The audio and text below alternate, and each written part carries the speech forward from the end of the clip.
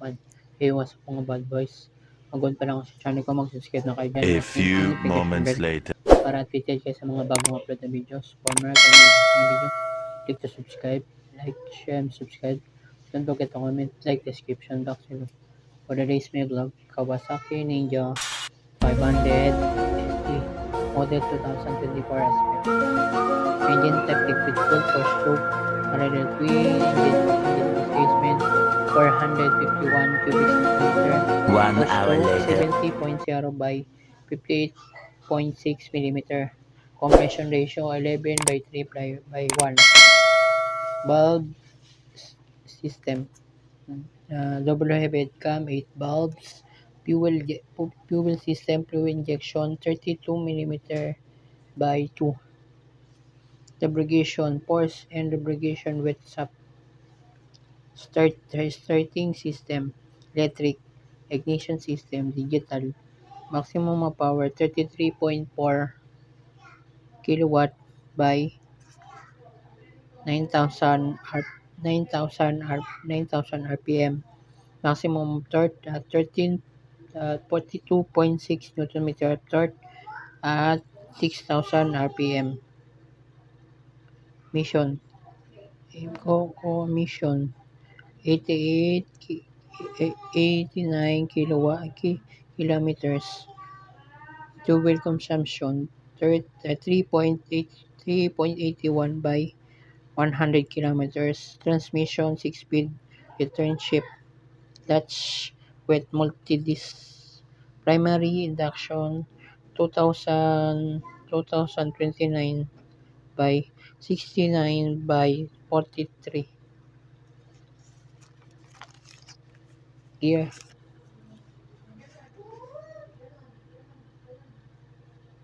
Final drive steel chain. Final induction 3071 by 43.14. Frame type steel heights tensile steel. Trill 92 millimeter. Wheel travel front 120 millimeter. Wheel travel rear 130 millimeter. Front tire 110 by 70 by 17. Rear tire 150 by 60 R17. Steering angle 35 35 35 degrees by 35 degrees. Wheelbase 1,375 millimeter. Ground clearance 145 millimeter. Front fuel tank capacity 14.0 liters.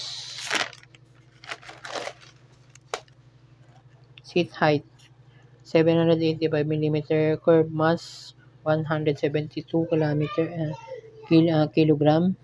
Front brake type single semi-floating disc. Front brake diameter 310 millimeter.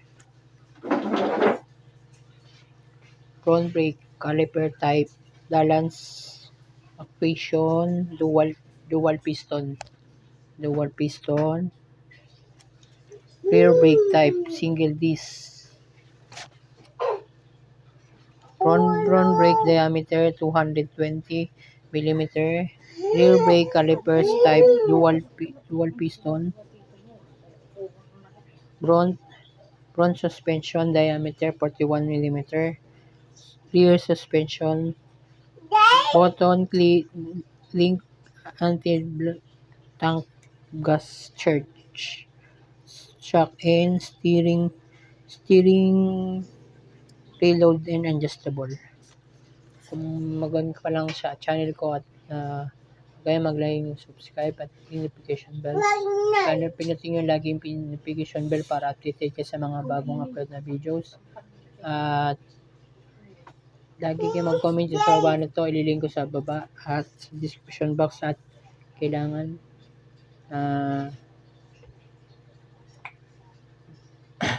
subscribe kayo sa aking channel at Ilagay ko sa description box ang kailangan. Shout shoutout nga kay Jmac Motovlog, shoutout nga kay Teach for Speed Motovlog, shoutout kay Leo Motovlog, shoutout kay Nosy Potato Motovlog, shoutout nga kay shoutout nga kay Moto Jamin Motovlog, shoutout kay Mixteki Motovlog, shoutout kay Saramoto Motovlog, shoutout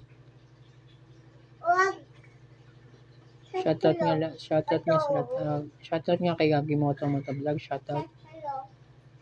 At shoutout nga kay JTB Katagumpay, shoutout nga kay Harmerman Motovlog, shoutout.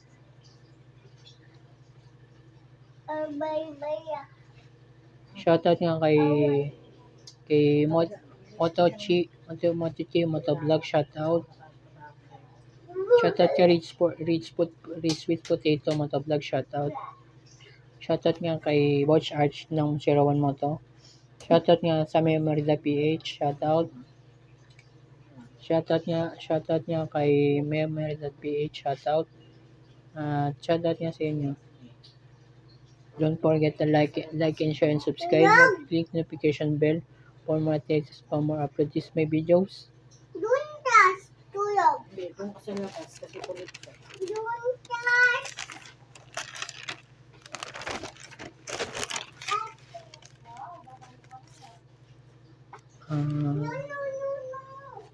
Itong bagong labas ng Kawasaki Ninja 500 SE.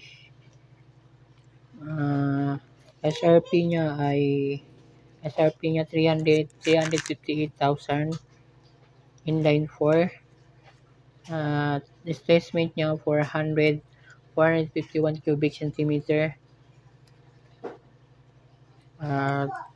Naka Jowa port na yung front and rear niya, tsaka yung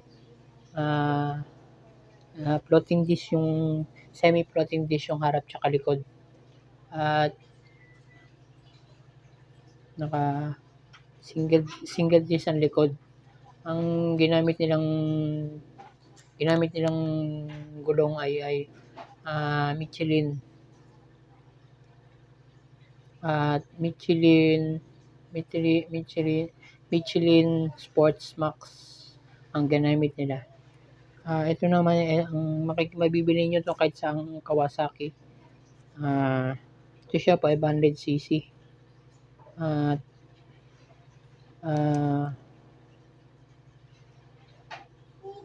2024 na model. Ang type niya na liquid cooled 4-stroke at twin lang siya.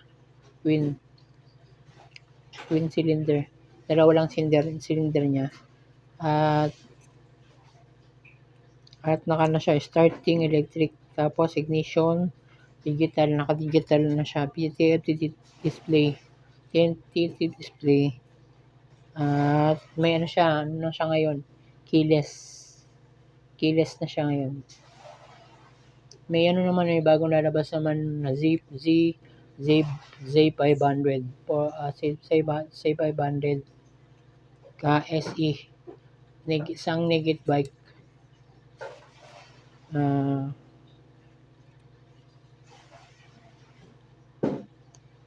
Kung lagi ka nang gagawin sa akin channel, don't forget to like and share and subscribe. Click the notification bell for more details for more upload my videos.